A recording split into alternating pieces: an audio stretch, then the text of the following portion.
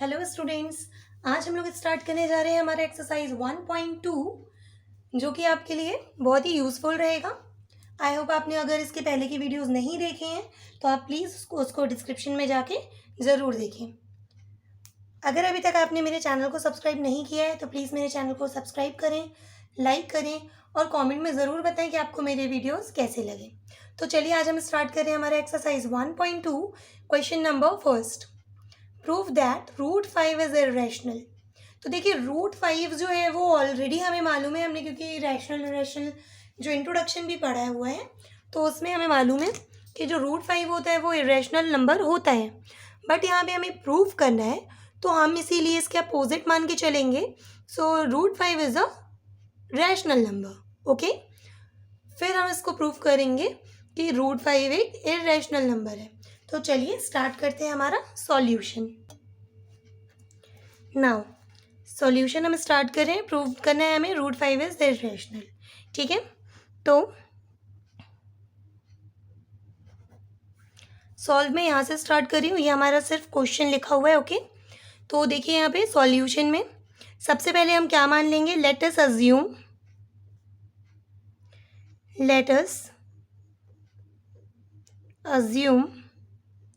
Root 5 is rational. सबसे पहले हमने क्या मान लिया, रूट 5 एक रैशनल नंबर है। तो देखिए जो रैशनल नंबर्स होते हैं वो किसके फॉर्म में होते हैं, पी बाई क्यू के फॉर्म में होते हैं। ठीक है, तो हम इसको किसके इक्वल लिखेंगे, P by Q, A by B, इस टाइप से हम लिख सकते हैं। तो हम यहाँ पे ले लेते हैं ए बाई बी। ठीक है, now root 5 is in the form of A by B and A B are integers, और ए बी दोनों ही क्या है हमारे, कोई ना कोई इंटीजर्स हैं। ठीक है, तो रूट 5 को सबसे पहले मैं लिख रही हूँ, root 5 is equals to A by B. अब यहाँ पे देखिए ये जो बी डिवाइड में है, अगर हम इसका ट्रांसफ़र लेफ्ट साइड में कर दें तो आपका यहाँ पे आ जाएगा b root 5 is equals to a. ठीक है, b root 5 is equals to a. अब यहाँ पर देखें, यहाँ पर रूट है इसीलिए हम इसका क्या करेंगे, बोथ साइड का स्क्वायर कर देंगे। ठीक है, स्क्वायरिंग बोथ साइड,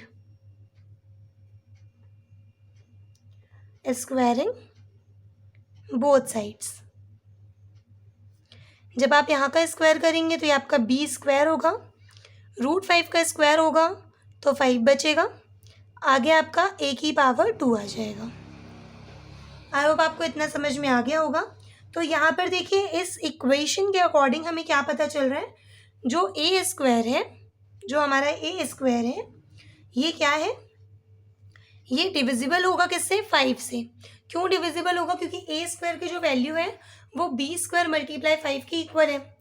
अगर कोई भी नंबर, अगर मान लीजिए बी हमारा 3 हुआ, 4 हुआ, कुछ भी हुआ, उसमें मल्टीप्लाई तो 5 का हो रहा है ना, इसका मतलब जो ए स्क्वायर होगा वो डिविजिबल होगा किससे, 5 से। तो यहाँ पे हम लिख लेते हैं therefore a square is divisible by 5। Equation हम इसको फर्स्ट लेट कर लेते हैं। ठीक है, so a square is divisible by 5, then a is also divisible by 5.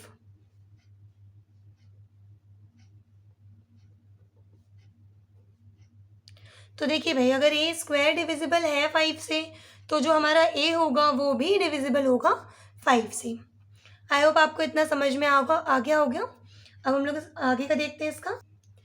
तो देखिए अगर a जो है वो डिविजिबल है 5 से, तो देखिए अगर a डिविजिबल है 5 से, इसका मतलब मैं साइड में आपको समझाती हूँ।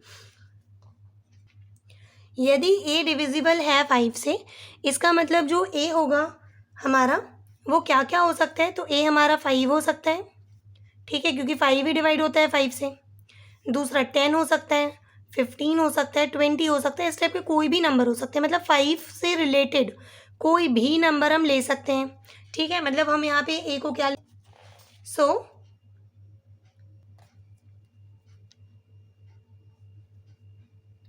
वी कैन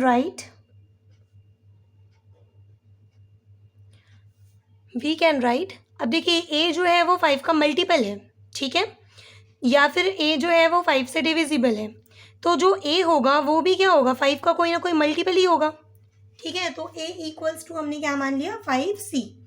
अब यहाँ पे जो c है वो क्या होगा, c here c is an integer, c हमारा कोई भी इंटीजर हो सकता है, ठीक है।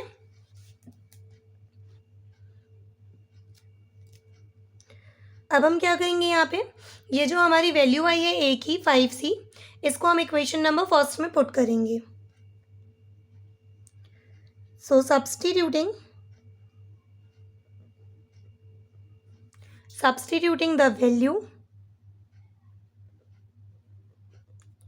of a in equation first, तो इक्वेशन फर्स्ट आपकी क्या थी, B square multiply 5 equals to A square, तो ए स्क्वायर की जगह हमारा हो जाएगा 5c का होल स्क्वायर। यहाँ पे 5c का स्क्वायर करेंगे तो यहाँ पर आएगा आपका 25c स्क्वायर, यहाँ पर आपका होगा बी स्क्वायर इंटू 5। अब यहाँ पर देखिए, अगर मैं 5 को इस साइड मूव करवा देती हूँ या ट्रांसफ़र करती हूँ तो ये होगा 25/5 सी स्क्वायर, ठीक है।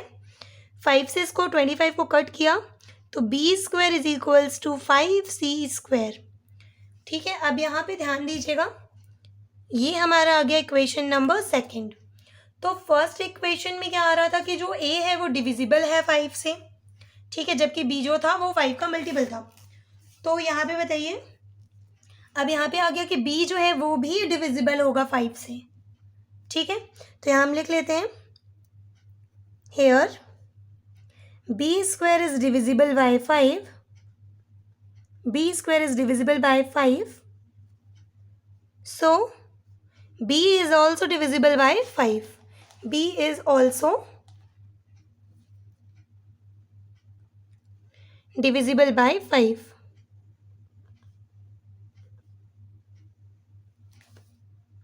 Now this is a contradict. Therefore, A and B have common factor 5। देखिए दोनों का कॉमन फैक्टर 5 है तो ये पॉसिबल नहीं है, ठीक है। अगर यहाँ पे देखिए इक्वेशन नंबर फर्स्ट में आपको शो कर रही हूँ, इक्वेशन नंबर फर्स्ट में आपसे बोला था कि ए स्क्वायर जो है वो 5 का मल्टीपल है, ठीक है। अगर ए स्क्वायर 5 का मल्टीपल है या फिर ए जो है वो 5 से डिविजिबल है और यहाँ पर बाद में आ गया हमारा कि बी भी 5 से डिविजिबल है, तो अगर बी भी 5 से डिविजिबल है और ए भी 5 से डिविजिबल है तो ये हमारा क्या है, कॉन्ट्राडिक्शन है, ठीक है। तो therefore A and B have common factor 5, so this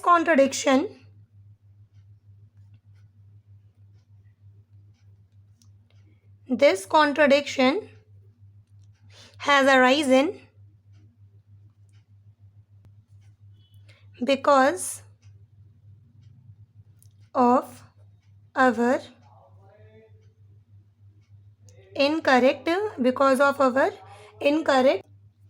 incorrect assumption, क्योंकि हमने जो शुरू में ही मान के किया था कि √5 जो है वो रैशनल है, तो ये जो हमारा कॉन्ट्राडिक्शन आया, ये जो बार बार ये जो गलत चीज़ें आ रही हैं, ये किसकी वजह से आ रही है, हमारे लेट करने की वजह से आ रही है, क्योंकि हमने स्टार्टिंग में ही अजम्पशन क्या करा था, इनकरेक्ट ले लिया था, ठीक है।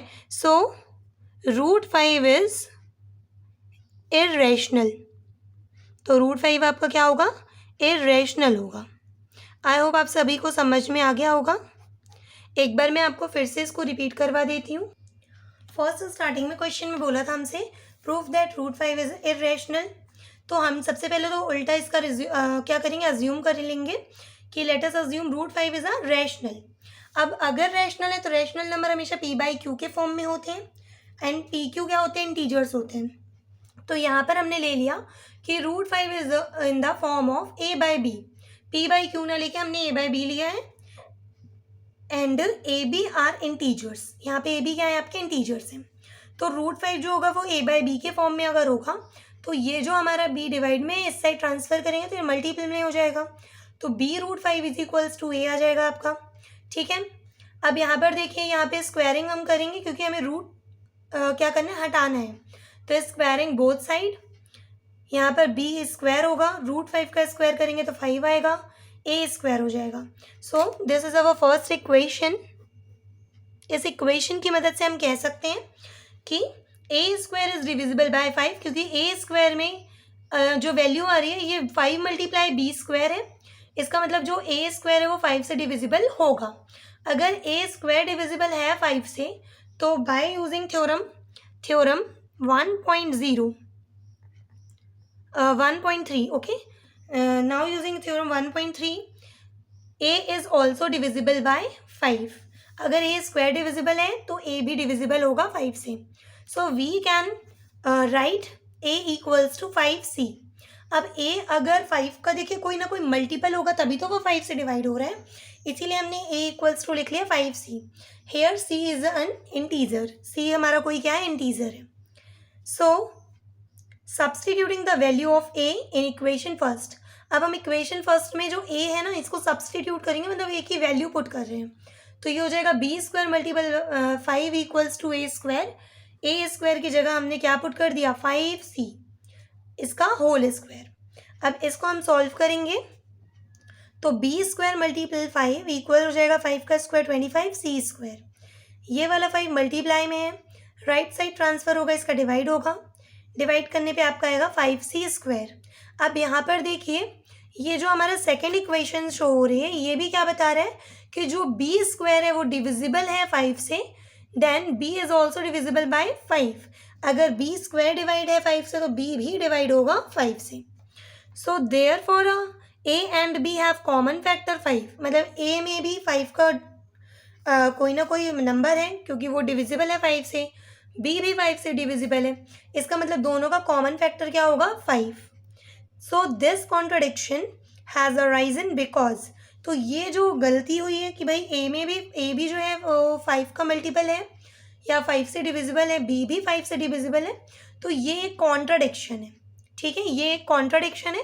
तो हम इसीलिए ये जो कॉन्ट्रडिक्शन आया वो किसकी वजह से आया है, शुरू में हमने जो स्टार्टिंग में इनकरेक्ट अजम्पशन माना था कि √5 इज़ अ रैशनल, उसकी वजह से ये सारी प्रॉब्लम्स हो रही हैं।